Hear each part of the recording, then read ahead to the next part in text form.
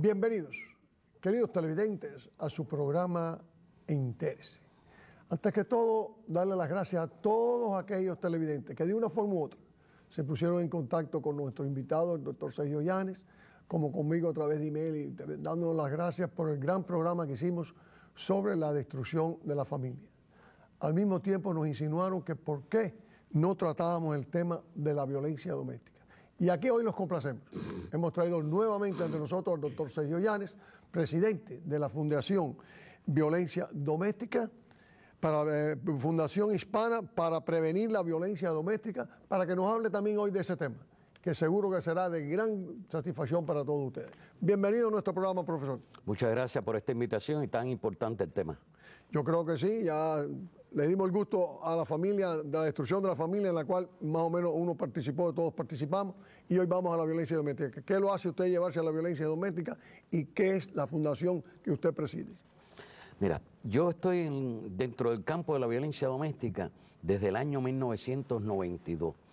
Me cansé de escuchar y escuchar abusos, problemas, golpear a la mujer, asesinar a la mujer, a los hijos. Y dije, voy a trabajar violencia doméstica aunque nadie me haya dirigido este tema. Y entonces hice una fundación que se llamaba Fundación Americana para Prevenir la Violencia Doméstica. Pero después, al cabo del tiempo, la cambié para Fundación Hispana. ¿Y el porqué de la Fundación Hispana? Porque el problema es que, y esto no quiero que nadie se moleste, que nadie diga, pero es que en ningún país de América Latina se castiga la violencia doméstica como debe ser. O sea, hay un eslogan que toda la vida lo vengo escuchando desde niño, que dice, entre marido y mujer nadie se debe meter.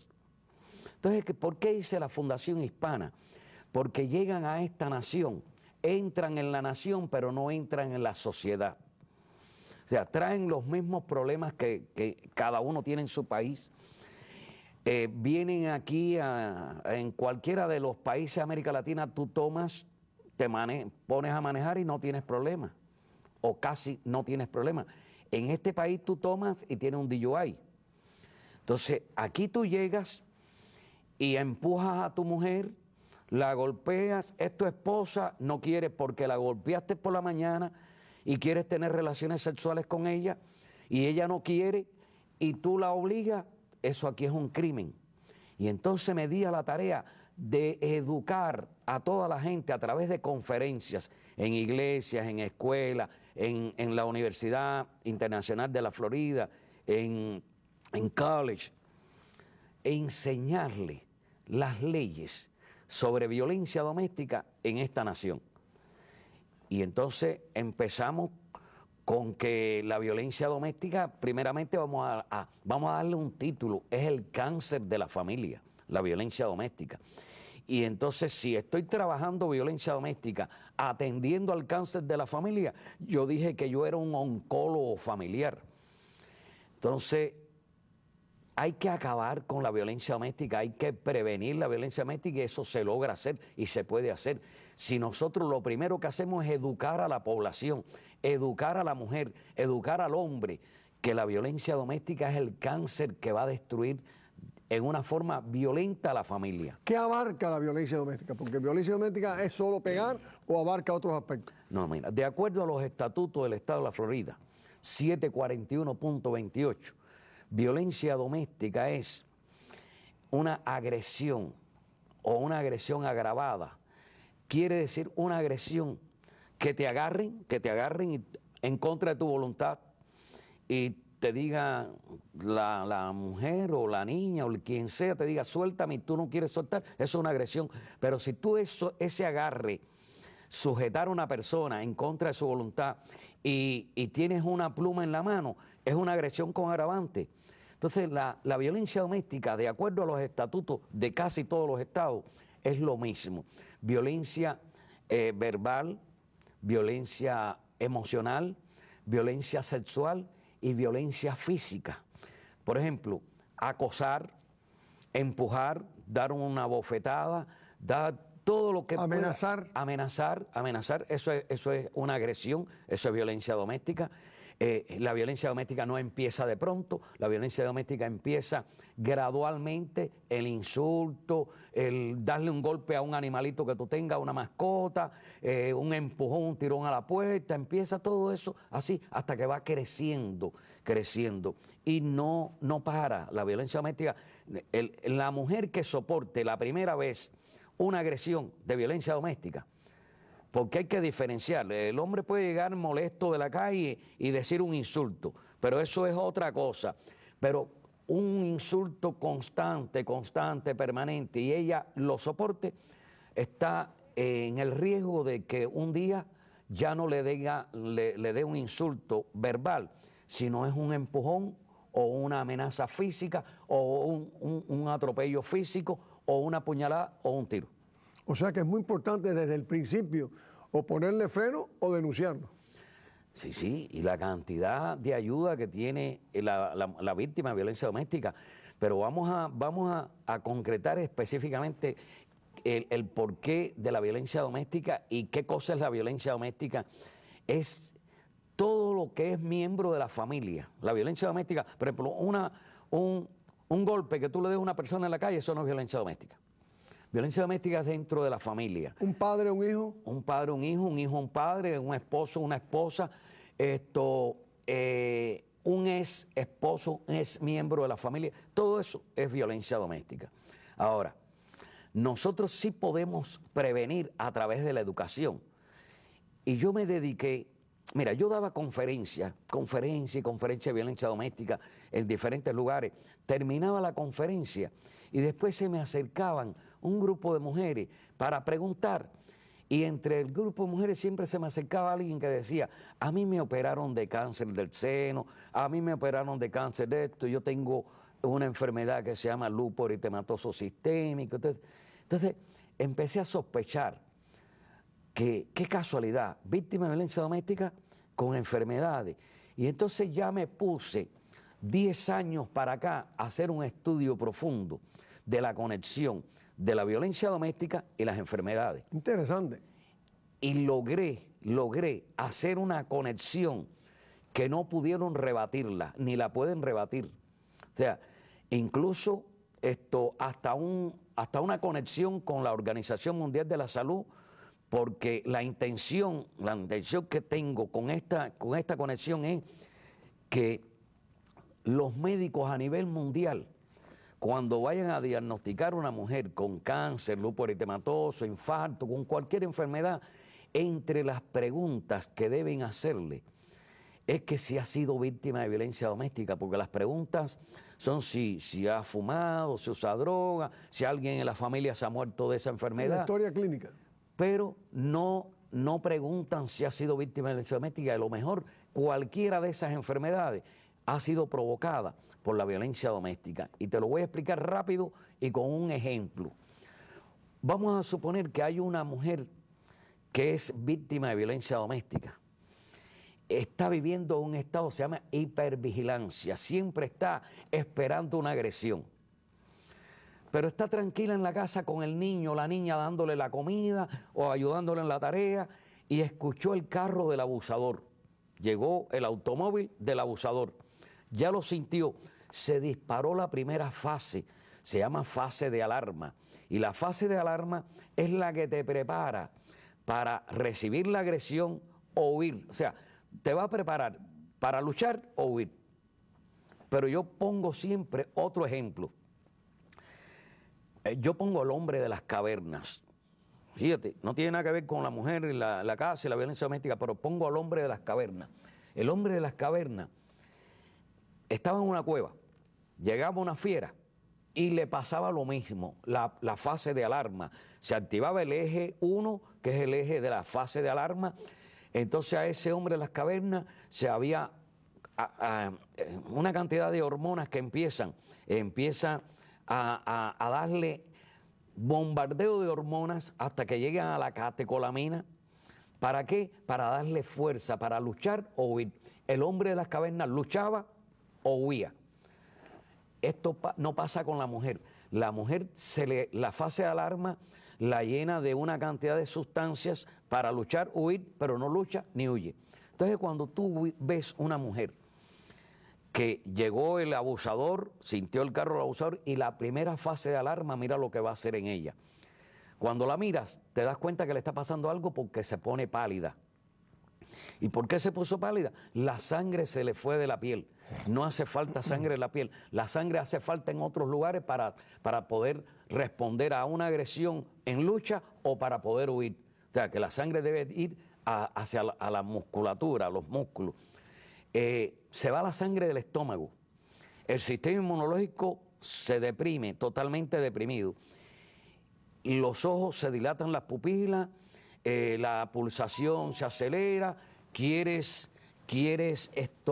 respirar y no llega suficiente oxígeno a los pulmones, todas esas cosas. Pero observa el porqué del cáncer, porque el sistema inmunológico se deprime. En el sistema inmunológico tenemos unas células, las T asesinas o los linfocitos T, que son los encargados de detectar, engolfar y destruir las células cancerígenas que casi todos los días van a aparecer. Y no se desarrolla el cáncer porque tienes esa célula captando o tratando como un radar donde estén, las descubren, las engolfan, las rodean y las destruyen. La mujer en esa fase de alarma, su sistema inmunológico bajó. Pero cuando el individuo entró y tiró la puerta, ya sale de la fase de alarma que es producida por el sistema nervioso autónomo a la fase de resistencia, que es un proceso largo, que es precisamente a través del sistema neuroendocrino, que es un proceso, no quiero estar hablando de palabras complicadas. No, yo quisiera porque el tema es largo. Bueno, mira, el hipotálamo, se estimula el hipotálamo, el hipotálamo estimula la hipófisis o la pituitaria anterior y descarga una sustancia, se llama ACTH. Y la ACTH es para que, o sea, estimule las glándulas suprarrenales que están encima de los riñones para que descarguen hacia el hígado mineralocoides, corticoides, andrógenos, para sacar del hígado grasa, células, todo lo que tenga el hígado ahí almacenado para convertirlo en energía. Pero esta etapa de la resistencia dura mucho y es un bombardeo de hormonas, químicos que van a estar en la sangre a diferentes órganos como diana. Y después ya viene la fase de agotamiento, que la fase de agotamiento es el tercer eje, donde hay un complejo hormonal que se descarga, tiroxina, la vasopresina, la hormona del crecimiento. O sea, que la mujer está envenenada, intoxicada, envejecimiento prematuro. ¿Por qué envejecimiento prematuro? Porque no hay replicación celular. Nosotros cada determinado tiempo estamos replicando la célula, o sea, la célula se está dividiendo, creando células nuevas. En la medida que las células se están dividiendo, hay unos filamentos, vamos a decirle, que se llaman telómeros, que se van acortando. Mientras el telómero esté corto, no hay replicación nuevamente. Pero el DNA o el ADN produce una enzima que se llama telomerasa que alimenta los telómeros, vamos a decir, como si fuera un abono y los hace crecer. La mujer víctima de violencia doméstica no produce telomerasa, por lo tanto, tiene los telómeros cortos, nunca puede replicar celularmente. Entonces tú coges una mujer de víctima, la pones aquí y una no víctima la pones aquí, en 2 años a la víctima le pasaron 8 por arriba, porque el problema es que no hay replicación, no hay células nuevas nunca. Y esto mismo le está pasando a los niños que están en la casa. Los niños están en la casa igual, en estado de hipervigilancia. ¿Y qué es lo que pasa cuando llegan a la escuela?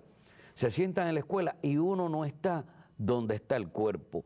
Uno verdaderamente está donde está su mente, donde están sus pensamientos. Y ese niño en la escuela, está sentado en la escuela y el pensamiento está en la casa, en la tragedia que está viviendo a diario. Entonces, ¿qué es lo que pasa? Empiezan a sospechar que el niño tiene el déficit de atención, síndrome del déficit de atención, empiezan a llevarlo de un especialista al otro hasta que empiezan a darle Ritalin. El niño no tiene déficit de atención, el niño lo que tiene es un problema, una tragedia que está viviendo a diario en su casa. Y entonces eso es...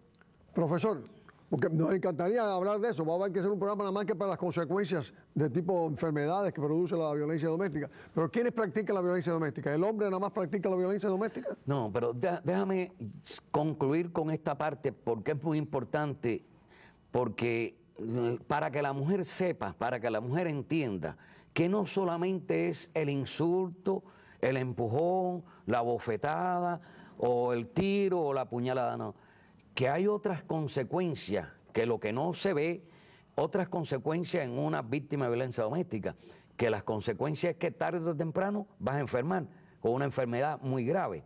Ahora, ¿quién practica más la violencia doméstica?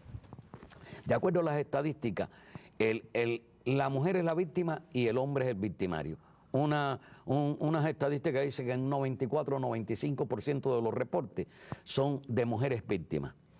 Aunque existen hombres víctimas, puede ser que sea mayor del 5 o 6%, pero no lo reportan. Casi nunca se reporta. El hombre evita reportar eso. El hombre latino. Pierde machismo el hombre latino, al reportar eso. El hombre latino es el que llamar a la policía porque mi mujer me está pegando. Esto en nuestra cultura no se ve. Ahora, independientemente de eso, mira, la violencia doméstica yo le he puesto el título del cáncer de la familia, porque nosotros hicimos la semana pasada el programa ese, la destrucción de la familia, pero era desde el punto de vista del descuido, no con la intención de destruir la familia, sino el descuido que nos hace que la familia se desintegre. Se desconecte. Pero en este caso es el cáncer de la familia que destruye a la familia con toda la intención de destruirla y con violencia, que ese es el problema.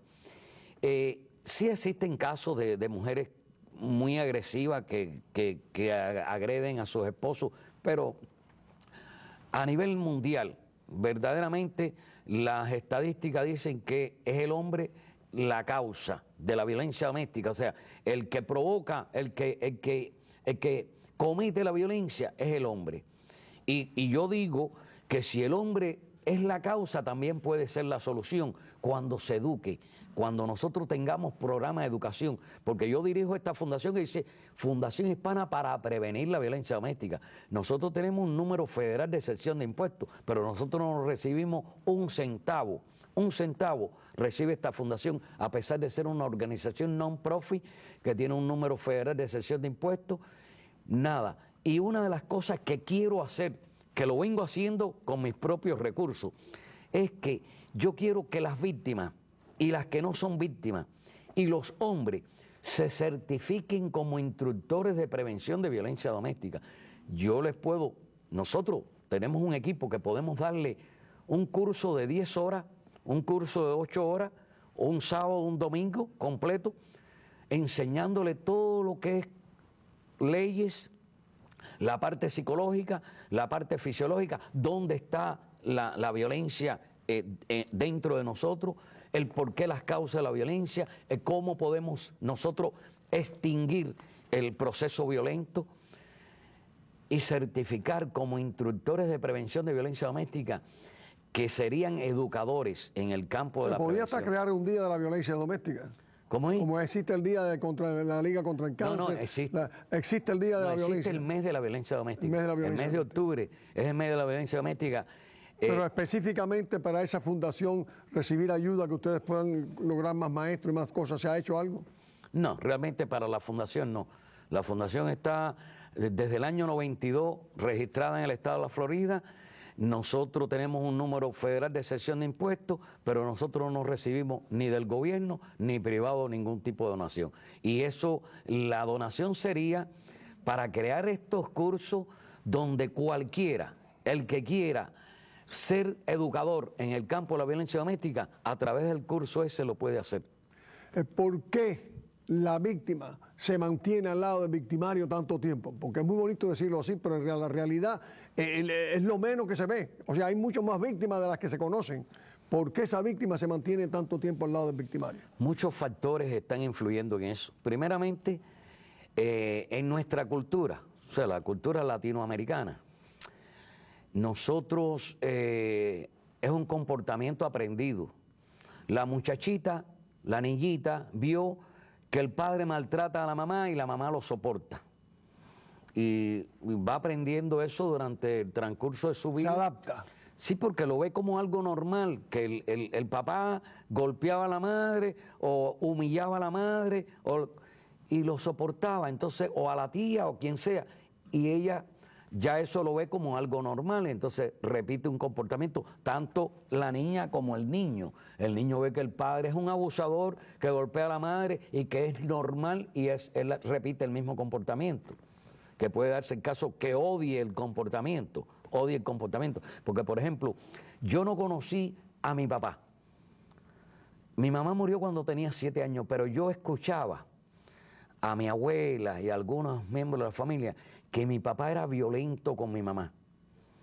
Y entonces yo no vi el comportamiento, por lo tanto no lo podía repetir porque no vi el comportamiento, pero empecé a odiar el comportamiento agresivo de los hombres hacia la mujer. Entonces, ¿por qué se mantienen? Primero, comportamiento aprendido. Lo otro es que puede ser y hay que advertirle a las mujeres, el hombre violento no cambia. El hombre, mira, hay un ciclo en el concepto de la violencia doméstica que te está golpeando y después llega a la parte que nosotros llamamos luna de miel.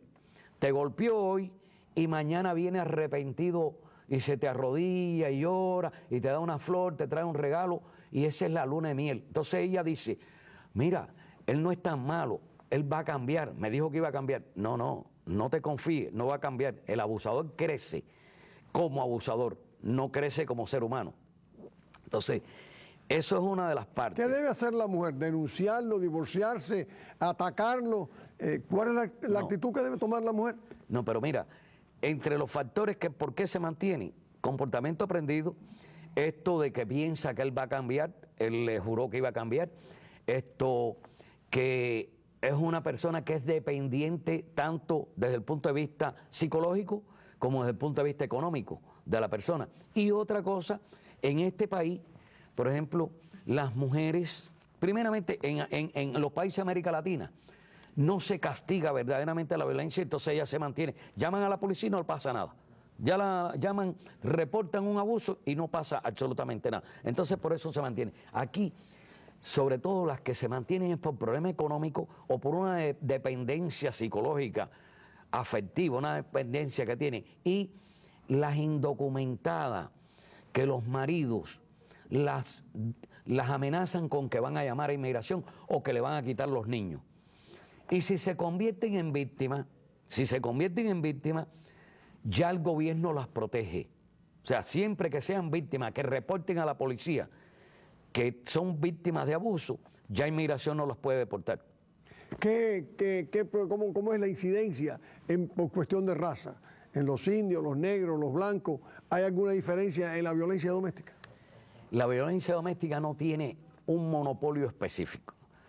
En cualquier foco de población, latinos, anglos, negros, o sea, afroamericanos o de cualquier otra cultura, mira, donde las incidencias de violencia doméstica, y puedo decir que cualquier otro tipo de violencia casi no existe en Japón, por un problema cultural y un problema de educación. Sin embargo, usted al principio habló de que hay un problema también, por ejemplo, que se ve más la violencia para Latinoamérica que en los Estados Unidos, o en Europa más que en Estados Unidos. ¿Cómo es? ¿No hay diferencia en las estadísticas que dicen? Sí, no, mira, en España hay una violencia tremenda y en muchos países de Europa hay tremenda violencia.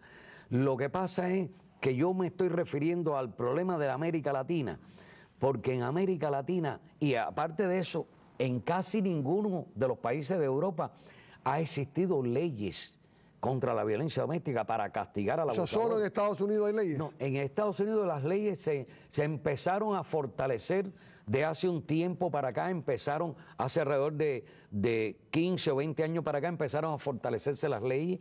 Entonces la víctima tiene que denunciar, tiene que llamar. Puede liberarse, la víctima puede liberarse. Tiene que liberarse. ¿Qué tiene que hacer para liberarse? Lo primero que tiene que hacer es tener conciencia de que ella no puede mantenerse en esa situación. Por un lado, porque peligra su vida y peligra la vida de sus hijos. Y además de eso, peligra su salud y la salud de sus hijos. Entonces ella tiene que responder inmediatamente. Para eso existe el 911, llamar a la policía. Y si te golpearon, tirarte una fotografía. Si no tienes cámara, tienes un celular. Y si no, alguien que te tire una fotografía para que tengas una evidencia. Y la policía cuando viene te debe tirar fotografía si tú tienes golpe. Y deben incorporar a los niños que estaban presentes en el reporte de la policía. Entonces, eso es una evidencia fuerte para la corte, para que al individuo, porque el abusa, y tienes que tener evidencia, es necesario tener evidencia. Y para darle esta información a las mujeres, en este condado de Dade y en este estado de la Florida, existe una cantidad de ayudas a las víctimas de violencia doméstica. No se dejen sugestionar con que son indocumentadas y que las van a deportar o que las amenazan con que le van a quitar los hijos. ¿El número 311 que se habla tanto para pedir ayuda se puede usar también? No, 311 es un número de información. No te dicen dónde. No. 911 hay que llamar. El 911 es el que tú tienes que, en cuestión de amenaza, en cuestión de que tu vida, tu integridad física está en peligro, o la de tus hijos, 911. Y después ya la policía te va a informar dónde tienes que acudir a pedir una orden de restricción, una orden de protección, una orden de alejamiento, que bien puede ser en la Corte de Violencia Doméstica o puede ser en este condado, en el Centro de Víctimas, que es en el 2400 South DC Highway. Pero hay que aclarar, la víctima, cuando pide una orden de restricción, no quiere decir que está totalmente protegida para que el individuo no la mate. La orden de protección es un argumento que se tiene para poder arrestarlo si él, porque tiene que tener una distancia de 500 pies. Exacto. De la escuela, de los hijos, del trabajo de ella, de la casa, pero no tiene un policía al lado cuidando lo que constantemente se ven que matan a la mujer. Claro, después de la orden de restricción, de protección, de alejamiento, han matado a muchas mujeres. ¿Qué puede hacer esa mujer para evitar que la maten? Mira, yo les digo, el colchón de tu casa es un colchón cómodo, pero inseguro. Entonces tú tienes que salir de la casa, tú tienes que irte para un refugio, tienes que irte para una casa donde él no sepa que tú estés, porque el problema es que tú estás muy confiada que él tiene una orden de protección o de alejamiento, pero él no tiene un policía que lo esté cuidando diciéndole, no, tú no puedes ir allí. Y en muchos casos... Hay cierta indefensión definitivamente para la mujer siempre. Oye, hombres obsesivos. El hombre obsesivo es extremadamente peligroso. El hombre obsesivo dice, no está conmigo, no está con nadie. Y va y la mata, va y la agrede. Mi estimado televidente, hemos tenido que darle final a esto, que estábamos poniendo en el momento más bueno todo esto, pero bueno, sin más, dándole las más expresivas gracias al doctor Sergio Llanes, se despide de ustedes. Hasta el próximo domingo. Jesús Angulo.